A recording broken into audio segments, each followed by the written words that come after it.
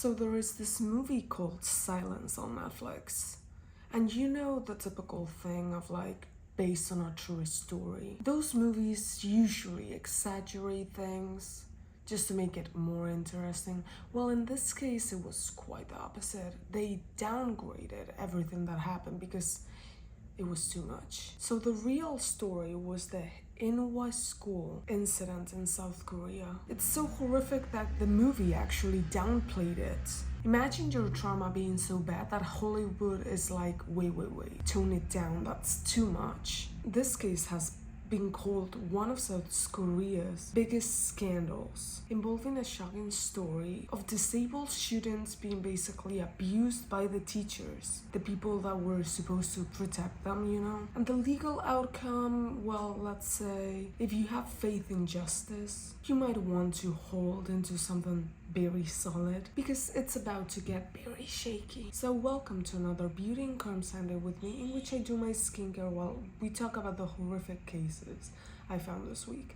And today we have the Inhwa School incident. So let's now start with the story. Let's rewind to 2005. A teacher basically decides to blow the whistle on something major, huge. But surprise, surprise, well, the police couldn't really do anything about it because they couldn't have care less, honestly. So what do you do when people in power cannot really help you? Well, you go to the media, right? Because nothing says justice in South Korea like a late night documentary exposing your dirty laundry on TV for everyone to be exposed. I think that's the most effective way. So enter Inhwa School in Gwangju province. In paper, well, it was supposed to be this novel institution for deaf students and kids who had other disabilities. So it sounds pretty nice, right? But in reality though, it was basically a scam factory with a side hustle in corruption. The police opened in the 1950s and got government money pumped into it for decades. But instead of real education, what did the school specialize in? Well, let me tell you, forcing disabled kids into very hard labor. It was basically like a free workforce program. Then packing students over the capacity of the institution just to get more money, like they always do in prisons and different institutions, mental institutions. Everywhere where is money, usually there is more people than they're supposed to. And the most interesting part of this shady business was that teachers actually had to pay the institution to be able to actually teach there, which, what the fuck? Imagine, congrats on your new teaching job. Now give us $50,000 or you don't really get to be in front of a chalkboard. Even the movie Silence showed this part of the story, with Gwangju's character basically being extorted for money and to pay up to work there. And that wasn't really an exaggeration because that really happened. So now let's meet the actual whistleblower. Let's call it Mr. J. And he wasn't just any teacher. He also had a disability himself, which made him one of the only adults actually to have at this school who could actually connect with the students. And here's the irony part of this. This was a school for deaf kids, right? But a bunch of higher ups didn't even know sign language. Yeah, imagine kind of running like a French institution, a Spanish institution, and you're like, I don't really know the language. What? Make it make sense because there is none. So one day, Mr. J called his parents. So the parents, I don't know where he heard this from, but he says, my daughter told her friend she was assaulted by the head admin in this institution. And obviously Mr. J's reaction was like, wait, what? So shocked, he tries to raise the alarms inside the school. First, he did tell the school nurse. Her response, well, she kind of shrugs, like someone just told her they ran out of, I don't know, printer ink. Zero shock at all. And most importantly, zero action. Then he goes to the other teachers and is like, yo, have you heard about this? And they were all like, same story, fake concern, followed by absolutely nothing. But here's the kicker: when Mr. J later asked one of the students, why did you trust me with this information, you know? She said, well, I did try to tell other teachers, and they literally told me to just forget about it. Yeah, forget about it. Like, this was just some nightmare. And to make things even worse, most of the kids, they didn't really have a very strong support system at home. Many were actually orphans. Others were living with grandparents, older grandparents, or came from very struggling families. So basically, this school was their whole world. Most of them slept there because this was a school where you would live in, but some of them would actually go to school and go back home, but not many of them actually. So here's the most messed up part: most of the kids did not really have a safety net, right?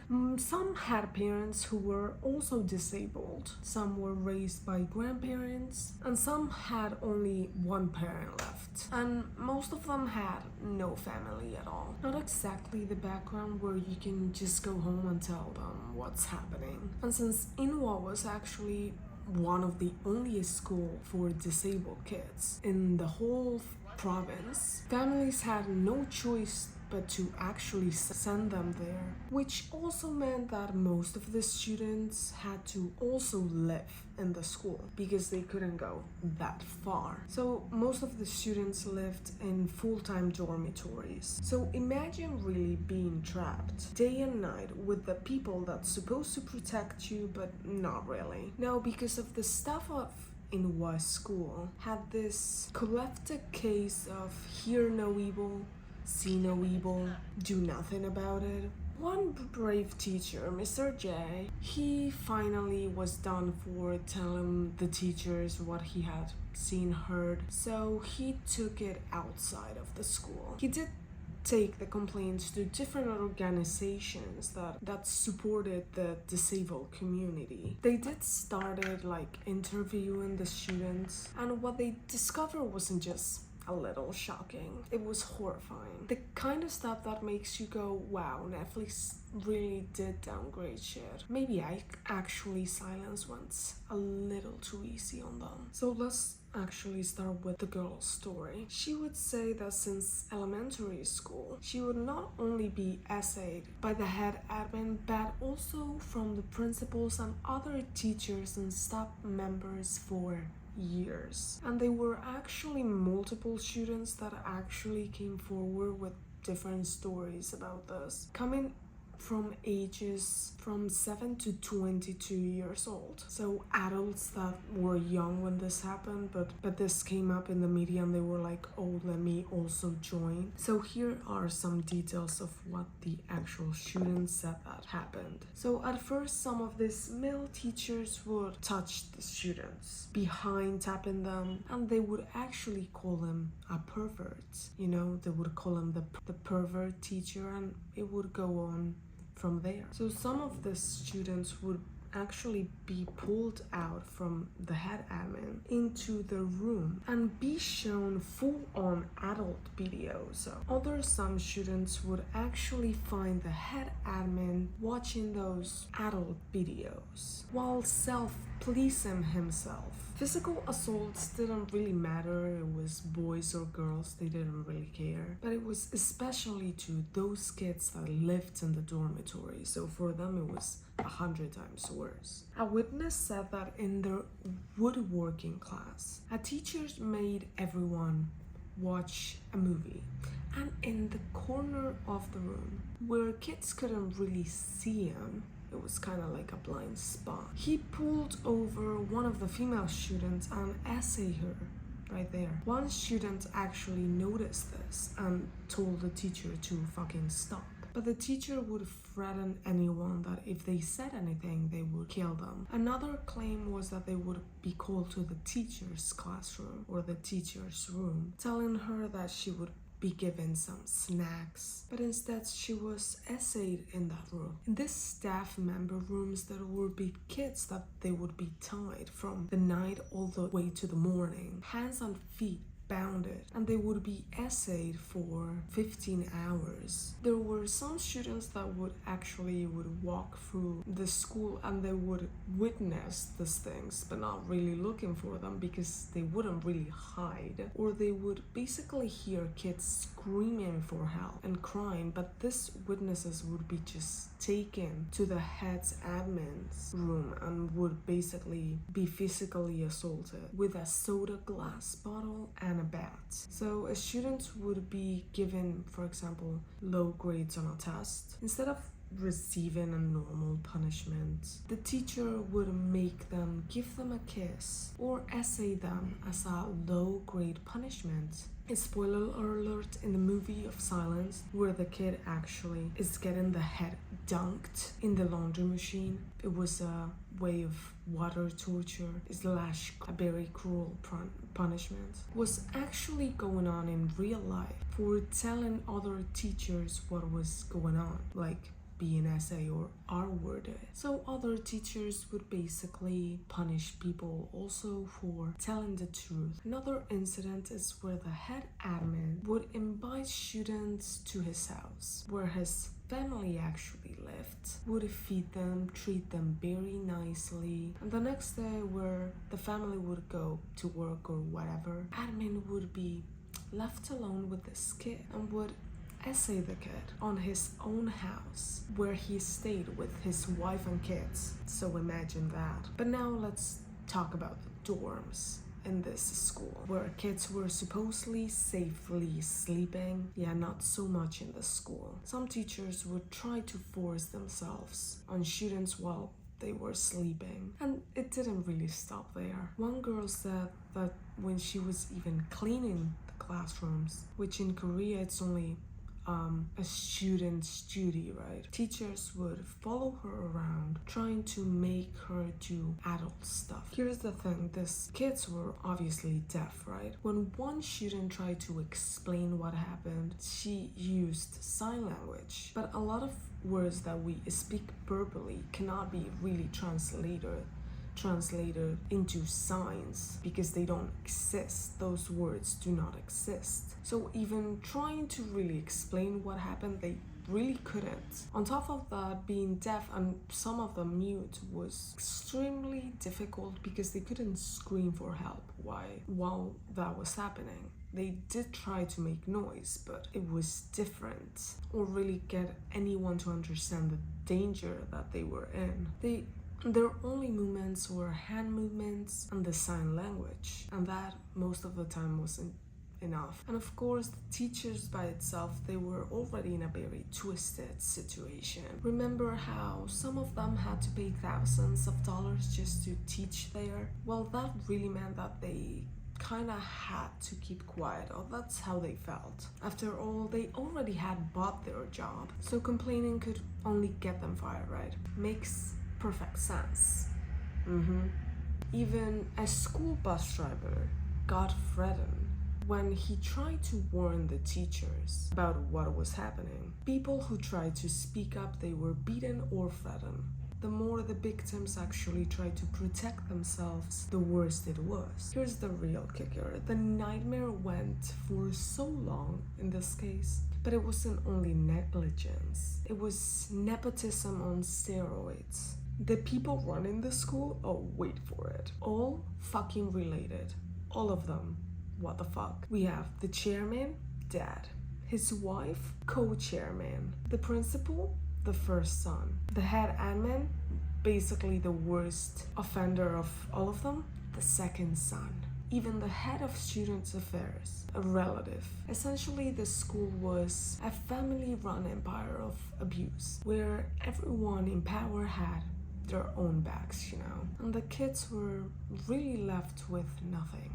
How disgusting is that? It wasn't just one sick individual now, it was a whole family union, whole generation of power, protecting each other while tormenting children. Now, picture yourself as a student there. Maybe you're an orphan, maybe your parent is disabled. You wake up there, you study there, you sleep there, and every single person involved in the school is involved in the nightmare you live in. Teachers you try to trust, they tell you to forgive and forget.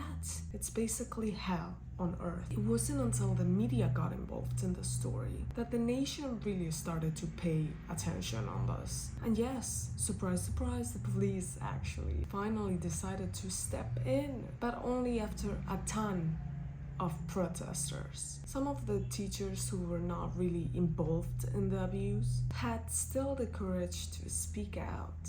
And guess what happened? They were fired. Oh, and here is the, let's say, fun fact about South Korea. If you get fired for whistleblowing, you basically ruined your entire career. No more job, no referrals, nothing. That includes Teacher J, the brave guy who exposed the whole scandal. Fired. Career over for him. But at least he did the right thing, right? Even if the system tried to crush him. Alright, so finally, after the first round of investigations, authorities identified 6 suspects, including the principal and, well, of course, the head admin. 9 victims decided to go forward. Now, obviously, everyone agrees the real number of victims was probably much higher. But think about it, coming forward is usually terrifying for people that were abused as kids. There was a study, I believe, in which they checked that most of the people that were abused when kids, they would usually expose or say it when they were already adults, probably because when you're younger you cannot really think that what they're doing to adults is wrong. You don't really know, and then when you get older you're like, oh wait, what, that was creepy, that should not be okay. But also, you need witnesses, proof, and serious guts to face these monsters in court. And if you really have no parents and you literally live in the school, who do you even go to? So here is the trial's outcome. And yeah, it's almost fucking unbelievable. Remember, this was in the early 2000s when the law was a little, let's say, not fair, very generous to perpetrators. So we have first the principal who assaulted the kids. 2 years and 6 months. The head admin, the worst one of all, 8 months only. A kitchen staff member, 10 months. Other high-ranking staff, including the principal's wife, nurse, and female leaders who really helped covered everything, nothing. They got nothing. This is fantastic, right? I love how in some cases everything is so fucking fair. And the cherry on top, the appeal trial. Many of the punishments were even lighter. Most perpetrators got only probation because why the fuck not? Victims who spoke out actually called it a joke because it is a very bad joke. Here's why it happened. Back then in South Korea, SA was considered an individual accusation, not really a federal crime. So for police to investigate this, victims literally had to sue the suspect themselves. There was no automatic government action anywhere. On top of that, sexual crimes could be mediated, let's say, meaning a suspect could give the victim a couple $1,000s and poof, the case would be dropped. Magic and no punishment, which is the worst part. It's insane to think about it now, but this is why it took public outrage, media attention, and very brave whistleblowers just to get a little sliver of action anywhere or justice. And if you were not mad about the whole thing, about the punishment already, well, you're gonna get very mad now. This is where it truly gets absurd in this story. The statute of limitations, yes, for sexual assault in South Korea was, wait for it, 1 year from the moment you knew the suspect. What year? What the fuck? Because apparently survivors always find magically the courage to report within 12 months. Yeah, like when you are 6, 7. Like what? And a spoiler alert, that's not how trauma works. It takes years for people to ever speak out, if they ever do. By the time this story was in the media, it was already 6 years since the abuse actually started. So naturally, the perpetrators tried to use the statute of limitations as their excuse of, sorry it's too late, can't touch me now. Classic. And another twist. The court had actually to decide if it was normal R-word or felony, because felony usually takes a heavier sentence. Judges argue that felony could only be if the victims had no ability to consent, defend themselves, or even to be aware of what was happening. Prosecutors obviously pushed the felony charges, but the judges ruled it because some students had the ability to use sign language or other movements to reject the perpetrator even though they were disabled. It meant it was conscious enough to consent. Consent to what? They already said no. What the actual fuck? You heard that right? They said if hand gestures equals proof they were aware of the situation. So it was an essay. It's basically like saying you are being essayed, you say no, and they're like, well, she did say no, so she was able to consent. What? Make it make sense, I don't get it. And the icing of the very injustice cake, some victim families actually settled with the suspects. In other words, the abuser's family actually paid up to drop the charges. That's why most of the perpetrators got this laughably short prison sentences. It's a perfect example of how powerful people are always being fucking protected for what? Punish the actual brave and left the victims with nothing. In the end, there weren't even that many victims coming forward. I wonder why. Today, most of the victims are already adults. All of them. One victim even said she will never have any male companions, will never date anyone, and has no interest in men for what happened. Another student shared that psychologically they had been completely scarred. So you can really see what type of consequences these actions have, not only the essay by itself, the future consequences of this. Then in 2011, the movie Silence that actually came out, originally called Dogani in Korean, which literally means a very, very hot iron plate. The title really represents the angers and frustration of those affected by this. The movie shocked the nation and finally reignited frustration and outrage from everyone. Because of that pressure, a new investigation actually came out in 2011. This time, the head admin, the one accused of abusing mostly all of the kids in the school, was sentenced to 8 years in prison. That's right, compared to the 8 months he had before. Justice finally caught on, sort of.